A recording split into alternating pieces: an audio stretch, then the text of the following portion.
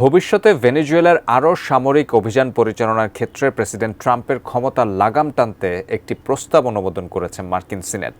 এই পদক্ষেপের কঠোর সমালোচনা করেছেন ট্রাম্প।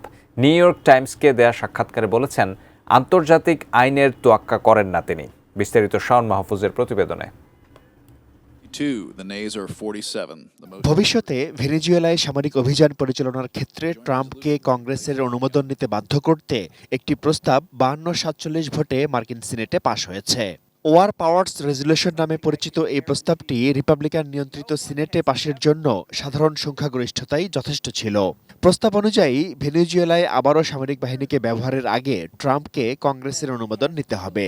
সিনেট থেকে অনুমোদনের পর এটি কংগ্রেসের নিম্নকক্ষ প্রতিনিধি পরিষদে যাবে, যেখানে রিপাবলিকানদের সংখ্যাগরিষ্ঠতার ব্যবধান অত্যন্ত কম হওয়ায় সেখানেও প্রস্তাবটি পাশ হওয়ার সম্ভাবনাই বেশি।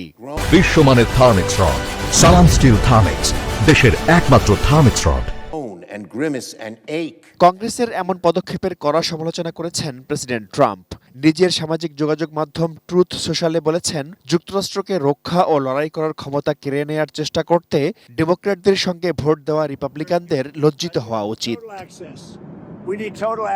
এদিকে ভেনেজুয়েলায় অভিযানের ব্যাপারে নিউ ইয়র্ক টাইমসকে দেওয়া সাক্ষাৎকারে ট্রাম্প তার পররাষ্ট্রনীতির লক্ষ্য অর্জনের জন্য প্রতিরক্ষা বাহিনীর সর্বোচ্চ শক্তি ব্যবহারের ইচ্ছার কথা জানান।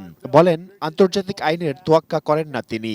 তার কর্মকাণ্ড নিয়ন্ত্রণ করবে কেবল তার নিজস্ব নৈতিকতা। আগামী সপ্তাহে ভেনেজুয়েলার বিরোধী নেতা মারিয়া মাচাদোর সঙ্গে সাক্ষাৎ করবেন বলে জানিয়েছেন ট্রাম্প। মার্কিন প্রেসিডেন্টের এমন কর্মকাণ্ডের নিন্দা জানিয়ে জার্মানির প্রেসিডেন্ট ফ্রাঙ্ক ওয়াল্টার স্টেইনমিয়ার বলেছেন, বিশ্ব ব্যবস্থা ধ্বংস করছে যুক্তরাষ্ট্র। তাদের মূল্যবোধে ভাঙন ধরেছে বলেও সমালোচনা করেন জার্মান প্রেসিডেন্ট। অন্যদিকে ভেনেজুয়েলা সীমান্তে 30,000 সেনা মোতায়েন করেছে কলম্বিয়া। ভেনেজুয়েলার সীমান্তবর্তী রোরাইমা অঙ্গরাজ্যে সেনা পাঠানোর পরিকল্পনা করছে Brazil. Shaon Mahfuz, desk report, ATN news.